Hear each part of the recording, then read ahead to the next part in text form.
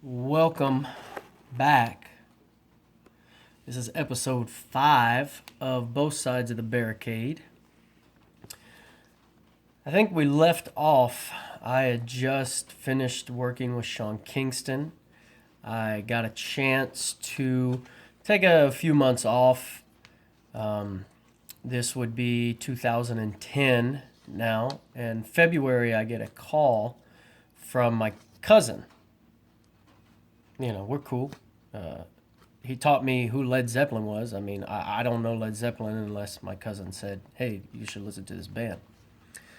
Well, he calls me one day and he says, hey, do you remember my roommate such and such from 2000 and you got us into Brian's show and da-da-da and took us backstage and all this? I'm like, I don't remember. And he said, well, it's my ex-roommate that I want to tell you about. His name is Aswan, and if you don't remember meeting him, Aswan went on to sign a record deal with A&M Octone and has had Randy Jackson as a manager from American Idol. And so basically, I was in between gigs. I just, finished up with Sean, and here I am thinking about what I'm going to do. And he says they're looking for a tour manager. They may want a tour manager. I told him about you. He remembers you. He remembers, when you took him to see Brian backstage, all that. And I was like, okay, cool. Let's talk. So I went February, I believe, up to Jacksonville to go listen to them play and, check the band out. And then afterwards we sat on the bus and talked about, what we wanted to do, what he wanted to do, what they were doing. They had just signed this deal. They were about to put out their first record. And so I agreed to, start talking about tour managing. And he said, okay, I want you to talk to our manager. His name is Matt. We have two managers, a co-manager, Matt, and Randy Jackson, of course, is our manager. So I talked with Matt. Matt and I chatted. He's like, yeah, man, you seem like a great fit. We should get you, chatting with Randy. Mind you, this is like May now, so months have gone by, and the summer is upon us, so it's about time to tour. And I get a call one day. I was traveling. I was actually, this is the true story. I was actually in Baton Rouge, Louisiana. I was at the Marriott, right on the highway there. If you've driven through Baton Rouge, you know the tall one I'm talking about. And that's when I get the call with Randy, and he wants to chat about what I've done, who I've worked with. He wants to make sure he's getting, a quality tour manager to go out with this band. And we chatted about Brian, actually. So I think he talked to Brian or got a reference from Brian. And, we were in Louisiana, so I was telling him about my buddy Mark Broussard. And he had told me about when he played music with Mark's dad. So there was that connection. And then Randy Jackson was also born in Baton Rouge. So here it is. I'm there just working, doing other things. I think I was working a Scion tour. When I say a Scion tour, a lot of in-between tour managing gigs, I still drove. I, kept my license with Brian, and I took a driving gig here or there. A lot of empty stuff. This Scion thing was a small truck, but I had to go out to Coachella, and I had to go to Austin, and I was, it's like a brand ambassador, but I didn't have to promote anything because the truck, it was wrapped. It kind of spoke for itself. It showed up at certain events. Open it up, it plays music. That's really all it is. But the CDL license and being covered as a licensed DOT driver is the only way I kept getting these gigs. So that's where I was when Randy called me. Was in Baton Rouge, I think, coming back from Austin maybe. But anyhow, after 30 minutes of chatting, he seems like you seem like a good fit. Let's, start. You're going to get with the band. They start June 10th in Bonnaroo. And I was like, okay, I'm familiar. But I'd never worked with a band, didn't know what I was up against. Randy asked me if I mixed, if I was an engineer. I was like, yeah, I can mix. He's like, okay, because we'll need you to do monitors too. So I'm like, all right, well, now I'm monitor mix. But when I get out there and meet him at Bonnaroo, we've got 7 guys on stage and wedges everywhere. So yeah, 7 wedges and a small stage. We're playing a 600-person tent. The band following us that day was Mumford and Sons. This is June 2010, Bonnaroo. The band was Paper Tongues. If you're not familiar, they had a few singles. Ride to California, Get Higher, Trinity were all on the radio.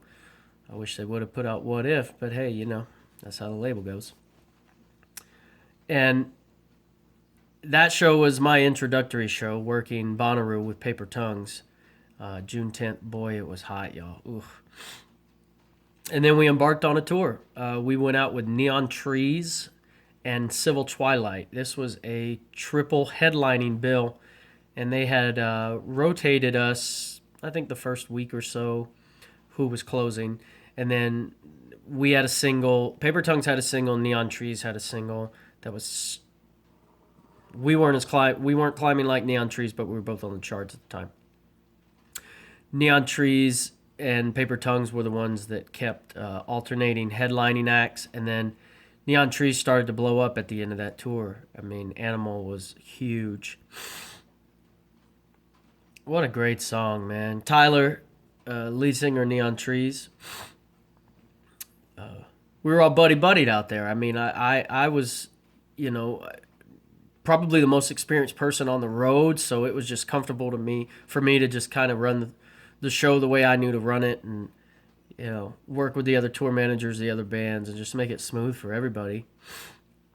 Yeah, that was a cool time working with Paper Tongues, traveling the road. Some of the things we got to do, I mean, we did Jimmy Fallon, we did his show, and that was pretty cool.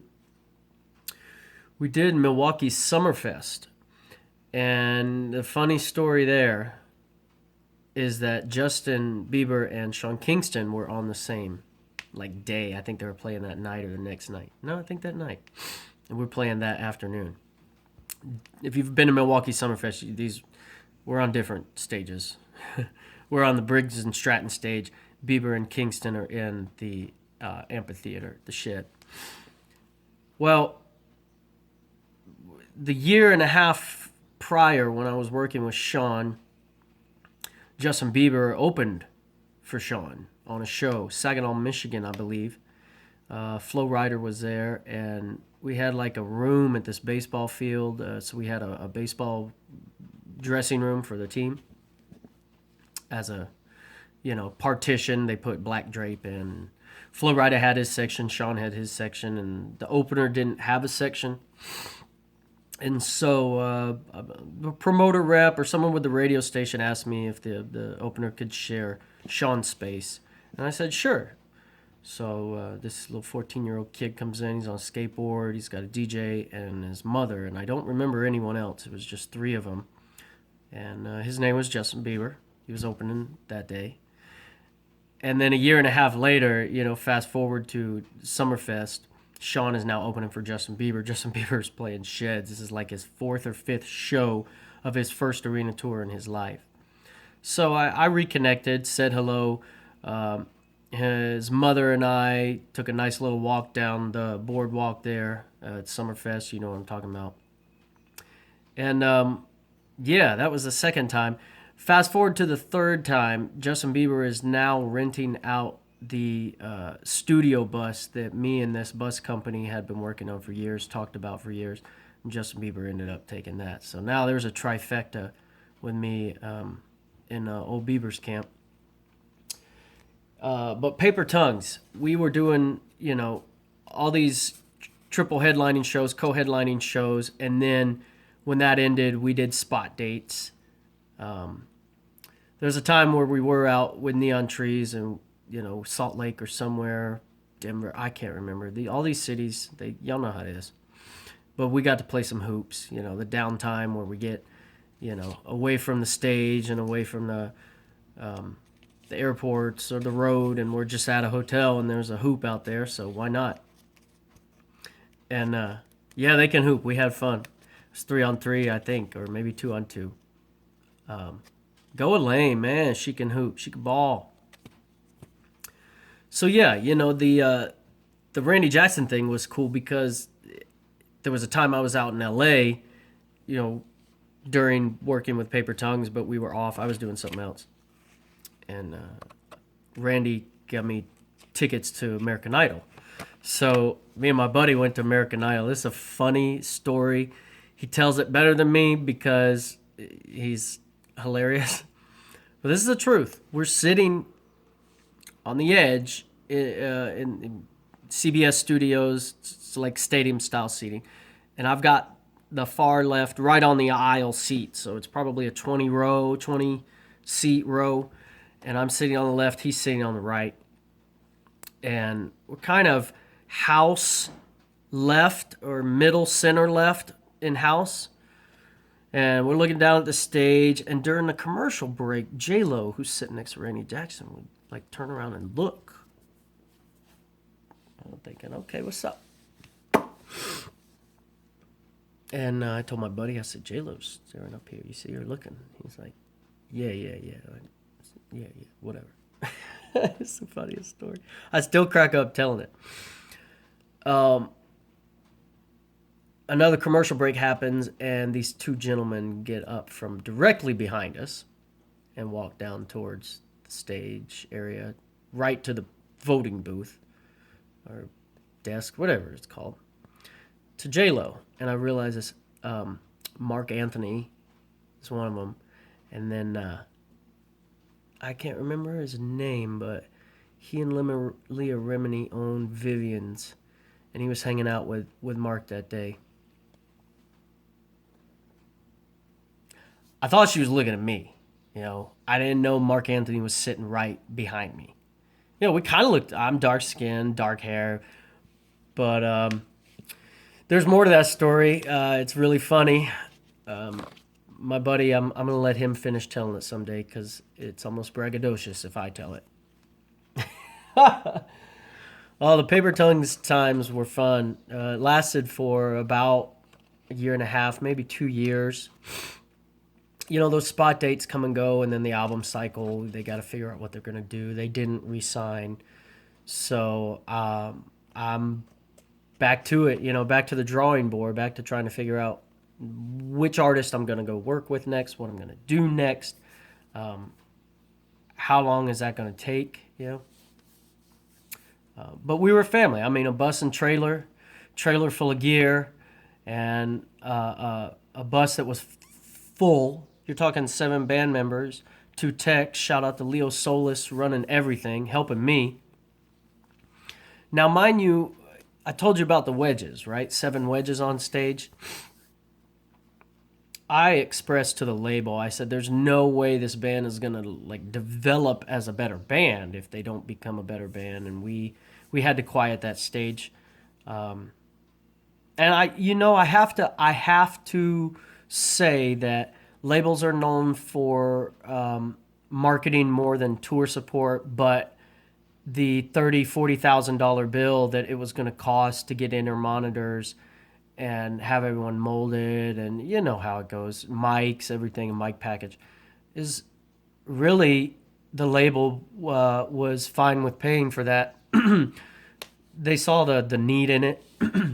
I expressed it the best way I could. I mean, if you don't understand sound, you should listen to somebody who does. So again, shout out to Leo Solis for helping me during that whole tour. He was production manager, I was tour manager. He held it down front of house. I held it down the best I could on stage with 7 people in ears. Danny Santel, I'm trying to get on one of the Dreams interviews that I do. He is a bass player with Paper Tongues, the youngest band member. I'm also wanting to get Jordan Riley, the first. Did I call him Riley? Jordan Hardy, the first drummer with Paper Tongues, who I toured with out there. Luke also came along and played. But I'm trying to get Danny on the Dreams interview. Danny is, the reason I didn't pull my hair out there, but also the reason I almost did every night. If you've ever saw Paper Tongues show, Danny's one of those that likes to jump off of stuff. And the higher he gets to jump off of, the bigger the effect during the song get higher. And he would find a bass amp or a drum riser or the kick drum if it was higher than the riser, higher than the floor. Danny, you got to quit that stuff. I mean, you're just going to scare any tour manager you ever work with in the future. It's just better safe to keep your feet on the ground. The Paper Tongue Years, super fun. Again, at the end, we just kind of, you don't disband, but it's like, what happens when they don't have their label anymore, when they don't have the tours, when they don't, you either pop on that record or the label decides to keep developing you and work with you on a second. Unfortunately, that didn't happen with this band, and that's pretty much the story of Paper Tongues. We were initially alt rock, but the band has gone many different sounds. Some electronic stuff, dance stuff, and shout out to Aswan North. He was the Dreams episode number 3, I believe. So go check out Dream's interview and listen to Aswan's story. That's the lead singer. And so we'll save the rest for the next, which will be episode 6. You'll find out what happens when you don't work with a rock band, but you decide to switch it up completely and go work in comedy as a tour manager. So peace. Thanks for hanging out with both sides of the barricade. Y'all know who it is. Peace, y'all.